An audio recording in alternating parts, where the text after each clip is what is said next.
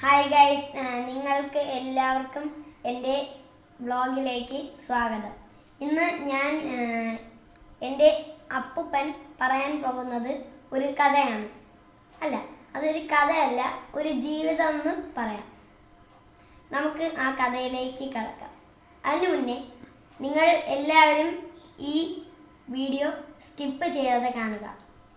പിന്നെ സബ്സ്ക്രൈബ് ചെയ്യുക, ഷെയർ ചെയ്യുക, ബെല്ലൈക്കണിൽ അമർത്തുക, ലൈക്കും ചെയ്യുക. എല്ലാവരും എനിക്ക് സപ്പോർട്ട് ചെയ്യണം. എൻ്റെ മാന്യ ഇന്ത്യയിലുള്ള മാന്യ മലയാളികൾക്ക് എൻ്റെ വിനീതമായ കൂപ്പുകൈ.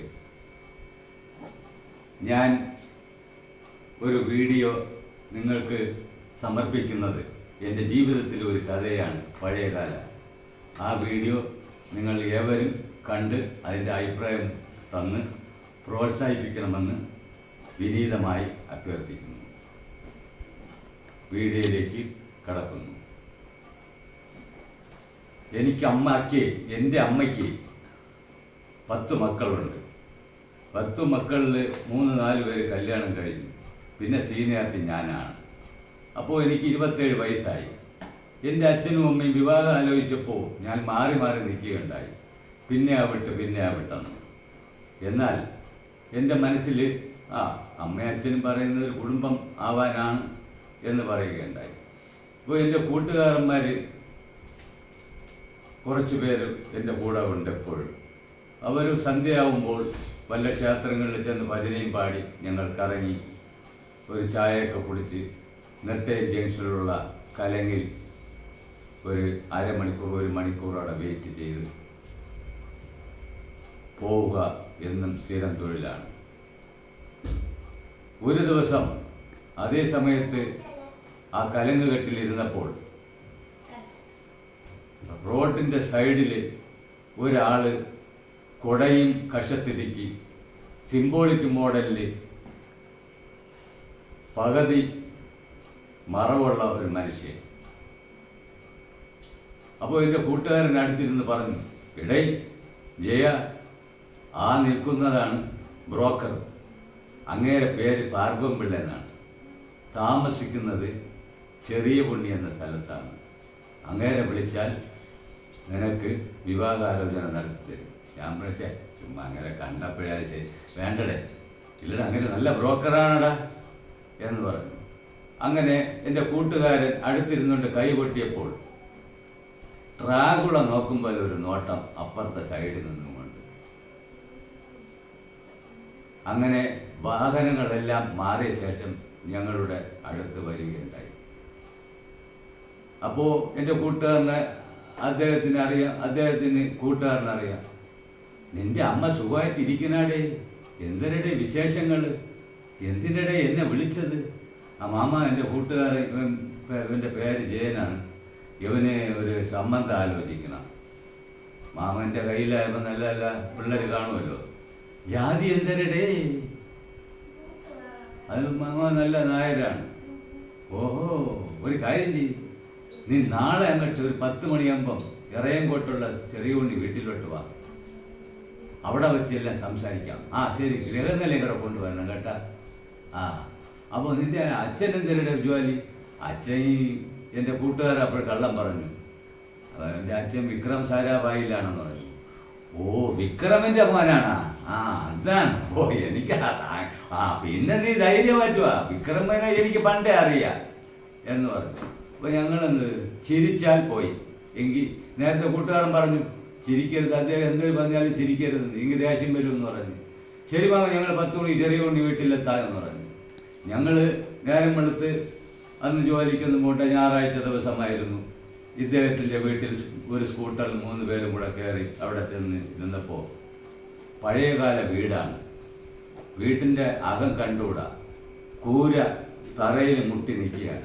വീട്ടിൽ കയറണമെങ്കിൽ എലി കുനിഞ്ഞ് കയറും പോലെ, മാളത്തിൽ കയറും പോലെ ആ വീട്ടിനകത്ത് കയറാൻ പറ്റുള്ളൂ. ചാണകം വഴി ഒരു വീടാണ്. അപ്പോൾ എൻ്റെ കൂട്ടുകാരെ അടുത്ത് ചെന്നിട്ട് പറയണം, ഭാർഗവ മാമ എന്ന് വിളിച്ച് തല കുനിഞ്ഞ്. അപ്പോൾ ഇദ്ദേഹം നീർക്കോലി എത്തി നോക്കും പോലെ ഈ ഭാര്യയുടെ ഇടയിൽ കൂടെ ആ നിങ്ങൾ വന്നാടേ. അദ്ദേഹത്തിൻ്റെ കണ്ണ് കാണുമ്പോൾ തന്നെ നമ്മൾ പേടിച്ചു പോകും. 2 കവിളിലും 2 നാരങ്ങ കയറും, അത്രയ്ക്ക് കുഴി. അങ്ങനെയുള്ള ആളാണ്. കണ്ട ഒരു പ്രത്യേക ഒരു ക്യാരക്ടറാണ്. അങ്ങനെ കയറിയിരിക്കുന്നടാ, 6 വരെയാണ് ഇനി കയറിയിരിക്കുന്നടാ. അപ്പോൾ ഞങ്ങളെന്ത് ചെയ്തു? തല കുനിഞ്ഞ് അടിയിൽ കൂടെ അങ്ങ് കൂരയിൽ കയറി അങ്ങ് ഇരുന്നപ്പോഴേ അപ്പോൾ ഗൃഹനിലയൊക്കെ കൊണ്ടുവന്നാടേ. അപ്പോൾ ഇവനാരടേ? അത് എൻ്റെ വീട്ടിൻ്റെ അടുത്തുള്ളത്. ഓ അങ്ങനെ. അപ്പം നിങ്ങൾ പിന്നെ സുഖം തന്നെ? എടാ നിൻ്റെ അമ്മ ഇപ്പം എന്ത് ചെയ്യണടേ എന്ന് എൻ്റെ കൂട്ടുകാരനോട് ചോദിക്കുകയാണ്. അമ്മ സുഖമായിട്ടിരിക്കുന്നു. ശരി ശരി ശരി, ഞാനിത്തിരി പെടുത്തിട്ട് വരട്ടെ എന്നും പറഞ്ഞുകൊണ്ട് വീട്ടിൻ്റെ ബാക്കിൽ കൂടെ അങ്ങ് പോയി. 2 മിനിറ്റ് കഴിയുമ്പോൾ തിരിച്ചു വന്നു. ഇനി പറ എന്ന് പറഞ്ഞു. മാമ നല്ലൊരു നായർ കുട്ടിയായിരിക്കണം, നല്ലൊരു കുടുംബമായിരിക്കണം. അപ്പോൾ ഇദ്ദേഹം എടുത്ത വായിൽ പറഞ്ഞു, വെള്ളനാട് മുല്ലശ്ശേരിയിൽ ഒന്നിരിക്കുന്നതാ കറയറ്റ നായർ. നനച്ചടിച്ചാൽ 4 ഭാഗത്തും തെറിക്കും. തൂത്തുവാരി ചവിട്ടിക്കുട്ടയിട്ട് അവിടെ കിടന്ന് തിളങ്ങി. 100 കണക്കിന് കുറുപ്പന്മാരുടെ പിറകെ വന്നിട്ടുണ്ട്. 6000 ഏക്കറിൻ്റെ ഉടമയായിരുന്നടാ. ഇപ്പം ക്ഷയിച്ചു പോയി. 1.5 ഏക്കർ പൂന്തോട്ടം, അതിനൊത്ത മനക്കകത്ത് കൊട്ടാരം. കൊട്ടാരത്തിൻ്റെ 2 സൈഡും കുറുപ്പന്മാർ കുണ്ടളം ഇട്ടുണ്ട് അപ്പുറം ഇപ്പുറം നിൽക്കാൻ. വീട്ടിലെ പരിതസ്ഥിതി, പുളി ഉടയ്ക്കാൻ പെണ്ണുങ്ങൾ, കളിയിൽ നിന്ന് പൊലി കൊണ്ടിട്ട് പാറ്റാൻ പെണ്ണുങ്ങൾ, ഊരാളികൾ 4 വശത്തും തിലപ്പും വെച്ചുകൊണ്ട് നിൽക്കുകയാണ്. വിശേഷിച്ചില്ല ആരെങ്കിലും ചെന്നാൽ ഇളനീര് കുടിക്കണമെന്ന് തോന്നിയാൽ 4 ഒത്തു കയറാണ്. 60 വയസ്സെ കിളവയുടെ ഇടയിൽ ഒരു 18കാരി, തങ്കമായ സ്വഭാവം, കിളി പോലെ ഇരിക്കുന്നു. രസ്യം പെണ്ണടാ, പക്ഷേ വയസ്സ് ഓവർ പ്ലാൻ. അപ്പോൾ ഞങ്ങൾ പരസ്പരം അങ്ങോട്ടും ഇങ്ങോട്ടും നോക്കിയിട്ട് പറഞ്ഞു, എൻ്റെ കൂട്ടുകാരൻ കണ്ണ് കാണിച്ചു, വയസ്സൊന്നും നോക്കണ്ടടാ, ഇത്രയും കേട്ടപ്പോൾ നല്ല ആദായമുള്ള വീട്ടുകാരാണ് തോന്നുന്നത്. അപ്പോൾ ഞാൻ പറഞ്ഞു, ഈ മാമ അത് വയസ്സൊന്നും നോക്കണ്ടെങ്കിൽ നോക്കാം, നിനക്ക് കൊള്ളായിരുന്നടാ, വേറെ ഒരു സമയത്ത് വെക്കളഞ്ഞു. അപ്പോൾ ഞങ്ങൾ പരസ്പരം നോക്കി, അയ്യോ അപ്പോൾ ഇങ്ങനെ ഇത്ര നേരം കള്ളോ പറഞ്ഞത് എന്നാണ്. ശരി, ഞങ്ങൾ വേറെ ഒന്ന് നോക്കാം. ഗൃഹനില കൊണ്ട് നിന്നിട്ടുണ്ട്. ഗൃഹനില നീ പേടിക്കണ്ട, മാമ ആരും വഞ്ചിച്ചിട്ടില്ല, പറ്റിച്ചിട്ടില്ല, വിദ്യാഭ്യാസം ഇല്ല എനിക്ക്, എങ്കിലും ഞാൻ വിവരമുള്ളവനാണ്. നീ പേടിക്കേണ്ടടാ. ഭാർഗവമുള്ള ഒന്ന് പറഞ്ഞാൽ രേഖയാണ്, തൊഴുകൊണ്ടം പുതുർഗണമെന്ന് വെച്ചാണ് പറഞ്ഞതാണ്. അപ്പം ഞങ്ങൾ എൻ്റെ കൂട്ടുകാരന്മാർ നേരെ പറഞ്ഞിട്ടുണ്ട്, ചിരിക്കരുത്, എങ്കിൽ ഞങ്ങൾക്ക് ദേഷ്യം വരുമെന്ന്. ശരി, ഞാൻ ചതിക്കൂലടാ, ഞാൻ ദൈവിക ചിന്ത ഉള്ളവനാണ്.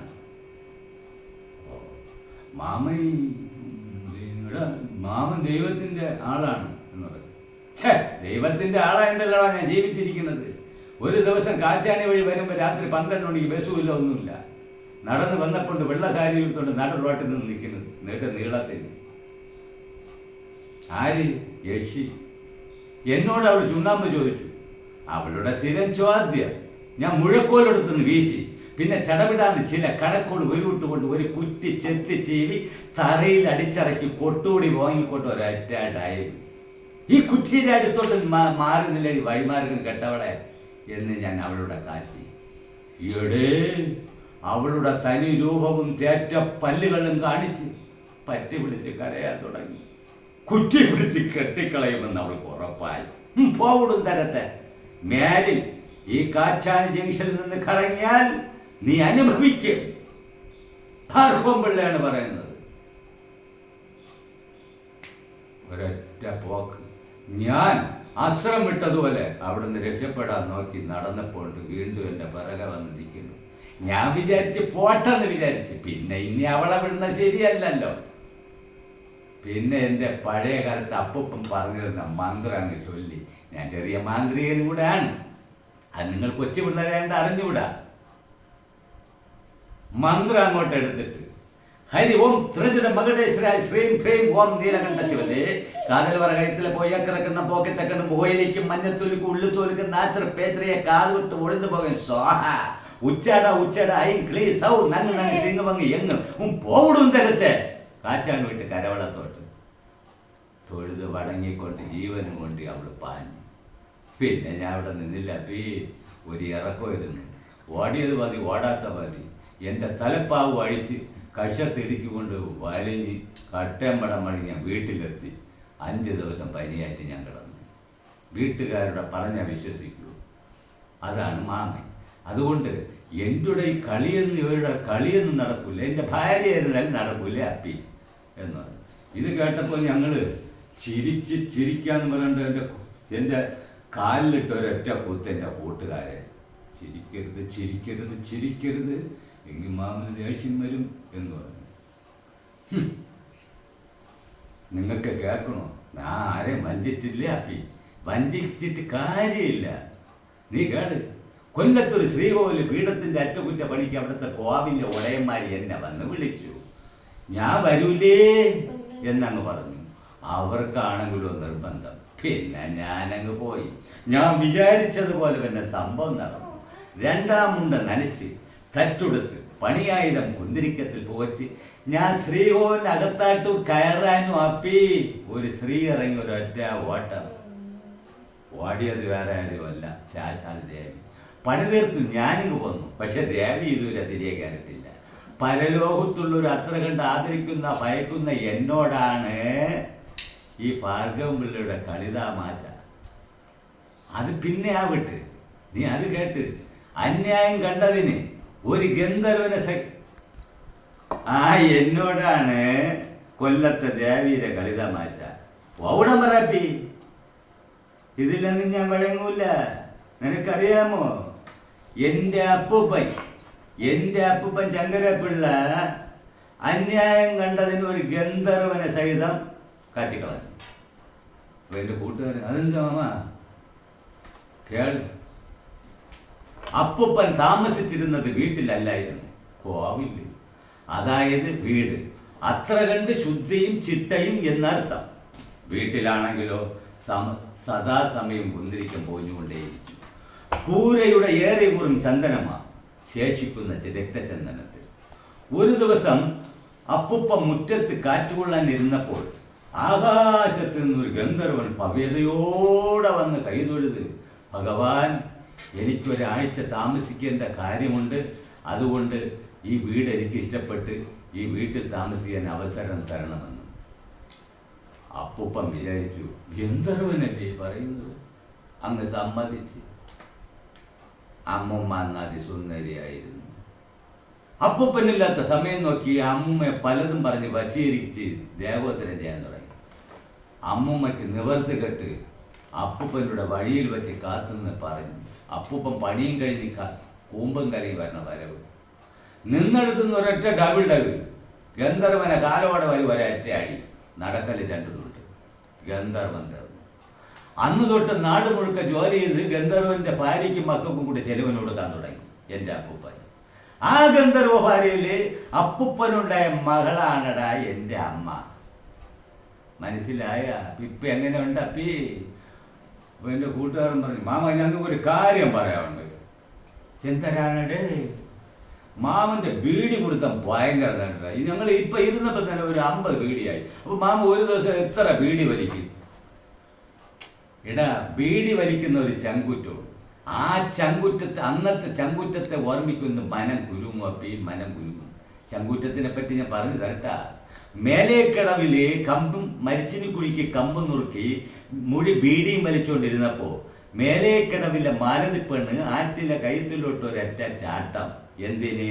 ആത്മഹത്യക്ക്. കമ്പും കളഞ്ഞ് ചുണ്ടിലി എരിഞ്ഞുകൊണ്ടിരുന്ന മുറി ബീഡിയും കളഞ്ഞ് ഞാനും കൂടെ ചാടി അവളെ രക്ഷിക്കാൻ. ഉടുതുണി കാറ്റിൽ പറന്നതുപോലും ഞാൻ അറിയുന്നില്ല. കയത്തിച്ചാടിയതൊരു ചങ്കുറ്റം തന്നെ.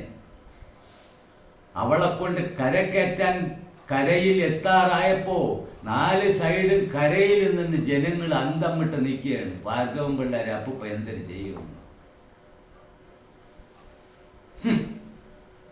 അവളെ കൊണ്ട് കരയെക്കറ്റി യാഴാൻ നിന്ന് ജനങ്ങളുടെ മുമ്പിൽ കഴുകഴാൻ നിന്ന് തത്തി തളാക്കി തകരവും താകൃതവും യാഴാൻ നിന്നത് ഭയങ്കര ചങ്കൂറ്റമല്ലേ അപ്പി? പിന്നെ എന്തിനടാ? നീ നോക്കണ്ട, ചെവലിൽ നോക്കണ്ട. എൻ്റെ പഴയ നിക്കറാണ്, പഴയ നിക്കറ്. അപ്പൊ ഞാൻ നോക്കിയപ്പോ ഒരു പൊണ്ണ നിക്കറ്, കാക്കി നിക്കറ് ആണി നോക്കിയിട്ടിരിക്കുകയാണ്. അപ്പം പറഞ്ഞു, ഈ നിക്കർ ഈ നിപ്പഴില്ലടാ, ഈ കാലത്ത് ഈ നിക്കറില്ല. ഈ നിക്കറെന്ന് പറഞ്ഞ നിക്കറാണ്, മനസ്സിലായ? എടാ മിലിറ്ററിയിലൊക്കെ കാക്കിയും പോലീസിലൊക്കെ കാക്കിയും കൊടുക്കണം കണ്ടിട്ടില്ലേ? അത് പോട്ടെ, മിലിറ്ററിയിൽ റമ്മൊക്കെ കൊടുക്കണം എന്തിനാണ്? റമ്മൊക്കെ കുടിക്കാൻ നമ്മൾ കാലാപ്പനിയൊക്കെ കുടിക്കുന്നു. റമ്മൊക്കെ കൊടുക്കണം എന്തിനാണ്? മിലിറ്ററിയിൽ അങ്ങനെ വല്ല ചിട്ടയല്ലേണ്ട റമ്മ് കൊടുക്കണമെന്ന്. എന്തിനാണെന്നറിയാപ്പി? എന്തിനാണെന്ന് അറിയാമോ? യവന്മാരെ മന്ദബുദ്ധി ആക്കി എന്നാലേ യവന്മാർ ശത്രുക്കളുടെ അടുത്ത് നിന്ന് ടകോ ടകോ എന്ന് വെടിവെക്കാൻ പറ്റുള്ളൂ. സ്വയഭാഗത്തിൽ നീയോ ഞാനോ പോവോ? അതുകൊണ്ടാണ് മിലിറ്ററിയിൽ റമ്മും ഗമ്മുമൊക്കെ കൊടുക്കുന്നത്. ഒരു കാര്യം ചെയ്യും മാമ, നമുക്ക് ഞങ്ങൾക്ക് പോകാൻ സമയമായി. അപ്പോൾ ഞങ്ങൾക്ക് ചിരി മുട്ടുവെന്ന് ഹൃദയം വിട്ടിരിക്കുകയാണ്. അപ്പോൾ നിങ്ങൾ പോയി അടാ അപ്പിഞ്ഞ് വാ, നിങ്ങൾ ഗ്രഹനിലയം കൂടെ തന്നിട്ട് പോ. അപ്പോൾ ഞങ്ങൾ ഇതിൻ്റെ ആവേശം കൊണ്ട് ഞങ്ങൾ ഗ്രഹനില കൊടുക്കാൻ പറഞ്ഞിട്ട് തിരിച്ചു കൊണ്ട് കൊടുക്കും. ഞങ്ങൾക്ക് എങ്ങനെയെങ്കിലും കുറച്ച് ചിരിക്കണം. എല്ലാം കഴിഞ്ഞിട്ട് മാമൻ്റെ ഒരു കാര്യം പറഞ്ഞു, ചില്ലറ വല്ലതും ഇരിക്കണാടേ അവസാനം ചോദിച്ചു. ചില്ലറ വല്ലതും ഉണ്ടോ എന്ന് ചോദിച്ചു. അപ്പം ഞാൻ എന്ത് ചെയ്തു, 100 രൂപ എടുത്ത് ഇത്ര നേരം സംസാരിച്ചില്ലേ പാവമില്ലേ എന്ന് പറഞ്ഞ് 100 രൂപ അങ്ങ് കൊടുത്തിട്ട് മാമ പോട്ടാ പോയപ്പി ബാക്കി കാര്യം ഞാൻ ആയിട്ട്. എടാ നിൻ്റെ അമ്മയോടെ പറയണേ ഞാൻ ചോദിച്ചതായിട്ട്. ശരി മാമ എന്ന് പറഞ്ഞ് ഞങ്ങൾ ഒരു വളവിലിറങ്ങി. ഞങ്ങൾ ശ്വാസം നേരെ വിട്ടിട്ട് ഞങ്ങൾ അങ്ങോട്ട് ചിരി തുടങ്ങി. ഓരോ കാര്യം ഇങ്ങനെ ക്യാരക്ടർ ഓർത്ത് ചിരിച്ച് ഞങ്ങൾ 1 മണിക്കൂർ വരെ അവിടെ ഞങ്ങൾ സമയം കളഞ്ഞു. എന്നിട്ട് ഞങ്ങൾ വീട്ടിൽ വന്നിട്ട് ഞങ്ങൾ എവിടെ പോയിരുന്നാലും ഞങ്ങൾ ഇത് തന്നെ സൂക്കേട്ടു. അപ്പോഴുണ്ട് ഇത് അങ്ങ് ഇദ്ദേഹത്തിന് 100 രൂപ കൊടുത്ത് ഞങ്ങളങ്ങ് പോയി. അപ്പോൾ എൻ്റെ ജീവിതത്തിൽ ആദ്യത്തെ ഒന്നാമത്തെ കഥയാണ്. ഇദ്ദേഹത്തിൻ്റെ ബാക്കി ഇത് അടുത്ത രീതിയിൽ ഞാൻ പാകം പറഞ്ഞിരിക്കാം. നമസ്കാരം.